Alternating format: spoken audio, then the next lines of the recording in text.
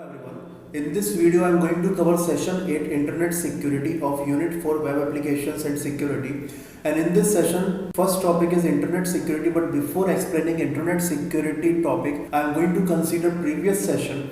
That as in the previous session, we have seen that whenever we are going for online shopping or whenever we are going to book a ticket by using Redbus type of platform, or whenever we are booking a ticket in Train of Indian Railway by using IRCTC portal or by using some other portal, we are actually paying for that by using either our credit card details or debit card details or net banking details or e-wallet details. Now when we are providing all these details on the web page and as we are clicking on the submit or click pay option, these all details are moving from our computer system to server. Now if someone else is able to access all these details from the medium or channel which is carrying these details from our computer to server, then that person can misuse all these details and in this way we will get financial loss. Now one more example I want to consider, that we are using email or social networking sites like Facebook, or we are using instant messaging accounts like WhatsApp to send messages to someone, as well as by using these we are able to send different type of files also to someone. Now if someone else is able to access these messages as well as files those we are sending to someone by using these modes, then that person can misuse these details and can misuse against us also. So because of this, internet security term came into existence, and the function of internet security is just to make internet channel or medium a completely safe and secure for any kind of usage. So internet security is a branch of computer security especially related to internet, often involving browser security but also network security. So internet security is a part of computer security and it is especially dealing with internet. So internet security is actually trying to make internet channel completely safe and secure for any kind of usage, as well as it is also including browser security, because whenever we are providing our debit card or credit card details for payment, so these details actually we are providing in web browser software of our computer system. So internet security is dealing with browser security also. So from there only internet security is starting to provide security. So our complete debit or credit card details will be secure from our computer to the server. So this is the internet security, and its main objective is to establish rules and measures, and these rules and measures are used to make internet a secure channel from any type of attack. Actually internet is a medium only, and this is easy to access details from this medium. So because of this, internet security is functioning continuously and it is trying to make internet channel a secure channel for all the users. Now in this session we will see various internet security concepts, and by using those internet security concepts we can make use of internet completely safe for us. Now actually internet is a very useful channel because this channel is providing information of various issues as well as topics, and this channel is very much helpful in entertainment also. But on the other hand, in this channel various threats are also possible, so we always should try to keep ourselves safe from those kind of threats, because when we are using internet for various purposes, during that we are actually providing our important or personal details also, and if these details are used by someone or accessed by someone, then that person can misuse these details as well as can use against us also. So as we know that whenever we are using any social networking site account or whenever we are using our Gmail account, so always we are going for sign in, and during sign in we are providing our username and password. Now username and password we can consider as key for one log, and if someone else is also aware about our username and password of social networking site or of email account, then that person can access our account and can misuse it, can send fraud messages to someone, and in this way we will come in some trouble. In the same manner, whenever we are going for the online shopping or whenever we have to pay online, during that we are providing our net banking details or we are providing our credit card or debit card details, and if these details are accessed by someone, then that person can do transaction, and as a result of that we will face financial loss.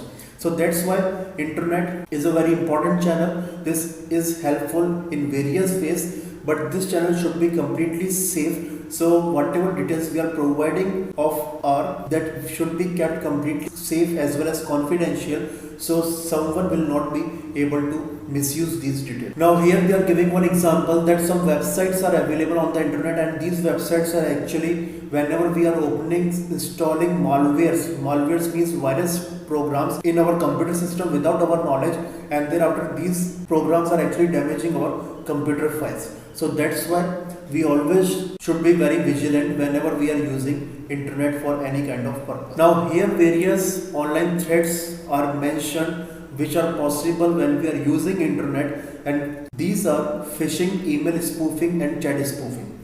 Now phishing is actually here web pages are developed as well as websites are developed, and these web pages, websites interface are completely like genuine website and web pages. So people who are not aware about URL of web page and website are by mistake opening these copied web pages and websites and then providing their details there, and thereafter these details are misused by someone who is getting all these details or who developed those web pages. Now here I am considering one example that, as we know, IRCTC is one portal, and this portal we are using to book ticket in train of Indian Railway. Now this portal, if we want to use, then first of all we have to complete sign up process, and when we are completing sign up process, there we are getting many mandatory fields and we have to provide our personal details in all those mandatory fields. Now if we are not aware about URL of sign up page of IRCTC portal, then if someone else has created same web page of the same interface, and if we are not aware about the URL of genuine IRCTC sign up page, then we can provide our details on the fraud web page also, because we don't know the actual URL and interface of both pages are same, and as we click on the submit button, our details will go somewhere else, and person who is getting all these details can misuse our details. So that is phishing. So this is one online threat. Now second one is email spoofing. Now generally we are getting emails, and in those emails we are informed about some prize money or some offers, and after that, just to complete the transaction, they are asking about our details. Now if we are providing our details there to such emails, those are completely fraud, so our details are misused by other person, so that is email spoofing. So whenever in fraud activity email is used, so that is called email spoofing. Now chat spoofing is, nowadays we are getting on WhatsApp also various messages related to price or offers, and if you are responding to those messages by providing our bank account details or our personal details, so these details are actually misused, so that is called chat spoofing. So whenever email is used for any fraud activity, that is called email spoofing, and whenever chatting is used for any fraud activity, this chatting may be done on social networking site or on any instant messaging account, so that is called chat spoofing. And the phishing, web pages are developed and these web pages interface are completely identical as genuine web page, and if we don't know URL of actual or genuine web page, so we may provide our details on fake web page also, and as we click on the submit button, our details will be misused. So these are some threats possible on the internet, so we have to keep ourselves safe from such threats, and for that we have to go for internet security concept. Now here various internet security concepts are written briefly. So first is antivirus software. So we must install this software in our computer system to keep our computer free from virus programs. Anti-spyware software also we have to install in our computer system to keep our computer free from spyware programs. Firewall is a hardware or sometime combination of hardware and software both, and this is also responsible to keep our computer network safe from any kind of threat. The strong password we have to always give to our all kind of accounts. So these are the few internet security concepts, those are written here briefly. Now we will see all internet security concepts in details.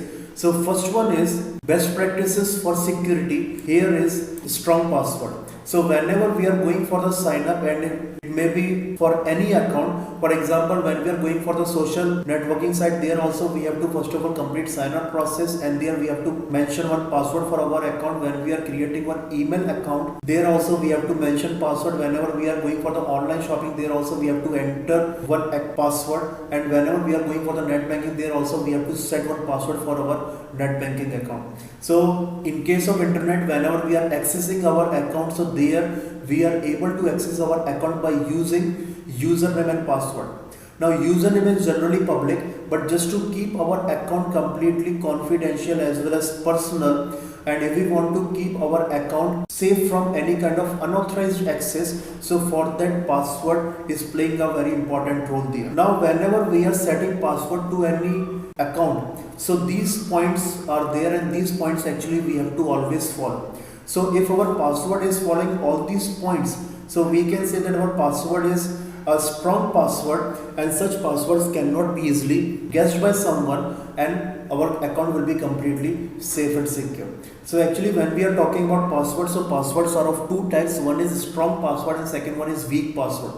Now whenever we are using our contact number or mobile number as password, or whenever we are using our name or our relative name or dictionary word as password, so these passwords are called weak passwords, because such passwords can be easily guessed by someone and that person can access our account. So we should not go for the weak password, we should always go for a strong password. Now what type of password is called a strong password? So first point is that whenever we are setting password to our account, so there must be at least 12 to 14 characters. So in our password there must be at least 12 to 14 characters. So this is the first point for the strong password. Now second one is, in our password there must be at least one digit as well as at least one special character. So 0 to 9, 10 digits are there, and in our password there must be at least one digit. So 0 to 9 we can take one or more digits in our password, as well as in our password there must be at least one special character or symbol. So exclamation, at, hash, dollar, these are called special characters or symbols. So there must be at least one special character or symbol in our password. After that, in our password there must be at least one lowercase alphabet as well as one capital case or uppercase alphabet. So if our password is following all these points, so we can say our password is strong, and such passwords cannot be easily guessed by someone else. So most important points are that in our password there must be at least 12 to 14 characters. In our password there must be at least one digit and at least one symbol or a special character, and there must be at least one lowercase and uppercase alphabet in our password. Now here one example of strong password is given. So here you can see that in this password total 12 characters are there. After that, in this password we are getting digits like 1, 4. After that, in this password we have symbols also like colon, comma, curly bracket opening, square bracket closing, and dollar symbol. After that, in this password we have lowercase or small case alphabets such as U, V, D, and in this password we have uppercase or capital letters also such as X, H. So as this password is following all points of a strong password, so that's why this is a strong password, and such passwords cannot be easily guessed by someone else, and in this way our account will be completely safe from any kind of unauthorized access. Now here some more points are given. So we should not go for the weak password, and here they are telling that weak passwords are what? That if we are going for the repetition, so suppose if we are using 1 4 times as password, so that is what repetition of the same digit, or if we are pressing Q 4 times or 5 times, so that is what repetition of the same alphabet, so that is what our weak password only, and that kind of password can be easily guessed by someone. Next one is dictionary words. So if we are going for dictionary words such as internet or home, like these words, so these are also can be easily guessed by someone. After that, letters or number sequences. So if we are going for letter or number sequences such as A, B, C, D or 1, 2, 3, 4. So these are also type of weak passwords only and can be easily guessed by someone. Next is username. So if we are considering or mentioning password also as username, so that can be easily tried by someone, because usernames are generally public and our account can be accessed by someone else. Thereafter, if we are considering our relative name or our pet name as password, so these can also be guessed by someone, because person who is aware about our personal details little bit can try these details and can access our account. So that's why we should not go for these all for our account password, because these all comes in the category of weak password and these all can be easily guessed by someone else. After that, avoid using the same password for multiple sites or purposes. So don't use same password everywhere. Means if you have account in social networking site, and if you have account in email, and if you have account of net banking, so don't use same password everywhere, because if suppose someone is aware about your social networking site account password, so that person will be able to use same password everywhere and you will face trouble everywhere in your net banking account as well as in your email and social networking account.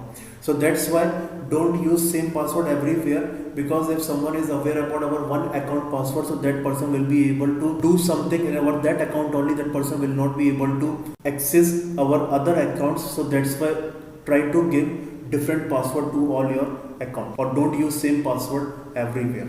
Now next is, whatever about you is public or whatever about you your workmates know, don't use that as your password, like whatever you like or dislike, because about that people who is working in your surrounding, colleagues know about that and they may try that as your account password. So don't go for such password. And we may use random password generator software also to get one strong password, and this password we can use for our account. So this is about the strong password. So we should always go for the strong password. We should not use weak password for our any type of account. Now next one is, use encryption software. So actually this encryption software is a software, and this software is converting our original text or plain text into the coded form, and that is called ciphertext. So if someone is able to access our file, that person will not be able to understand content of the file or folder, because everything in that file or folder will be in the coded form. So this is a use of the encryption software. In the encryption there are two techniques, one is called encryption and second called decryption. So whenever we are using this encryption software, so this software is converting our entire file content or all files of a folder into the coded form. So unauthorized user will not be able to access it, and if suppose authorized user wants to access all these files of a folder or content of a file, so that person has to go for the decryption option, and after decryption coded content of file will be converted into plain or original text, and thereafter authorized user will be able to access the content.